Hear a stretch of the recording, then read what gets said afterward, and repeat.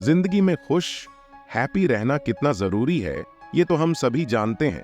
लेकिन इसके बावजूद भी हम ज्यादातर टाइम दुखी ही रहते हैं, साथ ही दूसरों को भी दुखी रखते हैं। क्योंकि जब हम खुद ही खुश नहीं होंगे तो हम दूसरों को खुशियां कैसे दे सकते हैं। आज की ये मोटिवेशनल कहानी आपको खुश रहना और साथ ही दूसरों को भी खुश रखना सिखाएगी। एक बार जरूर सुने motivational story for happiness. Channel को सब्सक्राइब करें और दोस्तों को शेयर जरूर करें। बहुत समय पहले की बात है, नॉर्थ चाइना में 3 मंक रहा करते थे। उनका नाम किसी को नहीं पता, क्योंकि उन्होंने कभी अपने बारे में किसी को कुछ नहीं बताया। चीन में आज भी उन्हें बस 3 हंसते हुए मंक के नाम से जाना जाता है। वे तीनों मंक हमेशा एक साथ रहते थे और गांव-गांव घुमा करते थे। वो जिस भी गांव में जाते, वहां की बाजार के बीचों बीच खड़ी होकर जोर जोर से हंसना शुरू कर देते।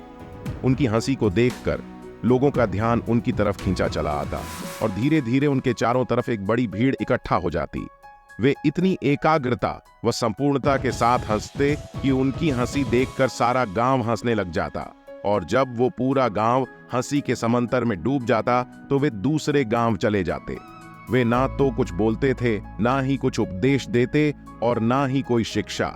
वे जहां भी जाते अपनी हंसी से ऐसा माहौल बना देते कि लोग अपने सारे दुख दर्द भूल कर बस हंसने लग जाते।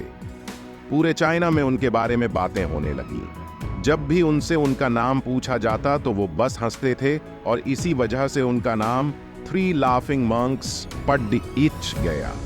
वो मॉन्क इस तरह से हंसते थे जैसे कि उन्होंने इस संसार खुशी को या भगवान के मजाक को समझ लिया हो, और उन्होंने सिर्फ अपनी हंसी से पूरे चाइना में इतना आनंद फैलाया जितना आज से पहले कोई नहीं फैला पाया। पूरे चाइना में घूम घूम कर लोगों को हंसाते हुए समय के साथ वे तीनों बूढ़े हो गए, और एक रात जब वे एक गांव में ठहरे हुए थे तो उन तीनों में से एक मंक की मौत हो गई। ये खबर सुनकर पूरा गांव दुखी हो गया। गांव वाले को लगा कि शायद आज के दिन वो 2 मंक जरूर रोएंगे, और यही देखने के लिए हर कोई उनसे मिलने आया। जब सुबह हुई तो पूरा गांव इकट्ठा हुआ, लेकिन वो दोनों मंक तीसरे मंक की बॉडी के पास बैठकर जोर जोर से हंस रहे थे। ऐसी हंसी जैसी उन्होंने आज से पहले कभी न हंसी हो। गांव के कुछ लोगों ने उन्हें समझाने की कोशिश की कि यह आपका साथी था और इसकी मृत्यु पर आपको हंसना नहीं चाहिए। तब उस दिन पहली बार उन्होंने लोगों से बात की और कहा, हम हंस रहे हैं क्योंकि यह आदमी जीत गया है।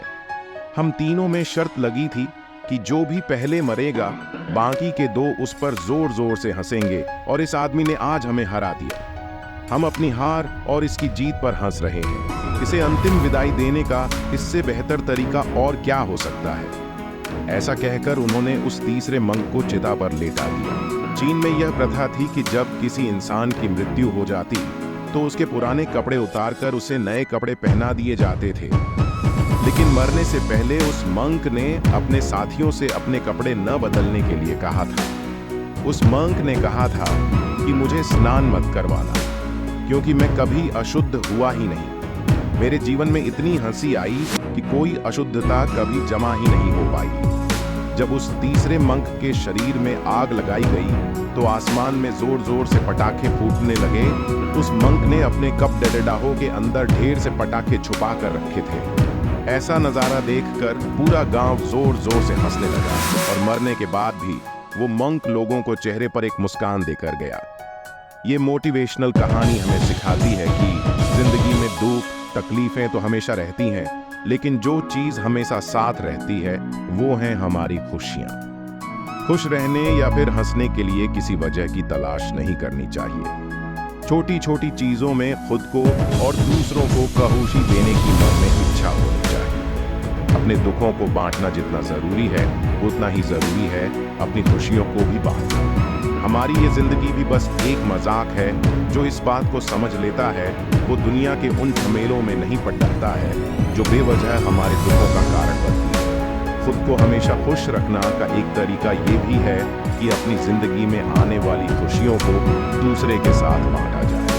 खुशी एक ऐसी चीज है जो बांटने से बढ़ती है और गम बांटने से काम होता है। इसलिए लोगों के साथ खुशियों के पल जिए।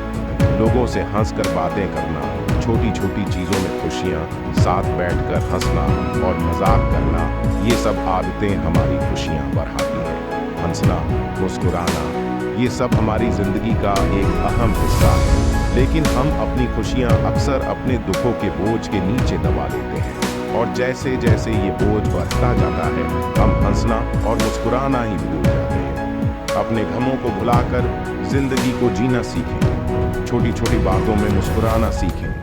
क्यों जिंदगी खुशियों के सहारे अच्छी कटती है, ना कि दुखों के सहारे। सो गाइस, जिंदगी में सुख की तलाश करो, हंसो और खुशियां बांटो। दुख तो जिंदगी का हिस्सा है, वो तो ना चाह कर भी आएगा।